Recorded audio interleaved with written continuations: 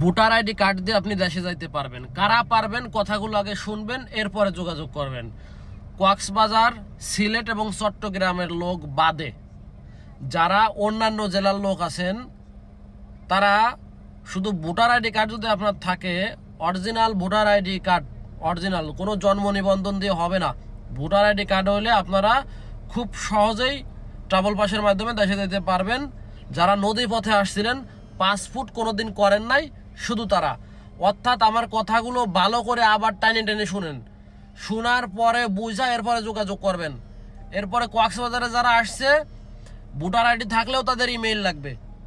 কক্সবাজার, চট্টগ্রাম, সিলেট, টেকনাফের লোক যারা আছে, এদের ভোটার আইডি থাকলেও ইমেইল নিয়ে এদের দেশে যেতে হবে। এরা ব্যতীত যারা আছে, এরা বাদে যারা আছে, তাদের ভোটার আইডি কার্ড থাকলে, জন্ম নিবন্ধন না, ভোটার আইডি কার্ড থাকলে তারা খুব সহজে ট্রাভেল পাস নিয়ে দেশে যেতে পারবে।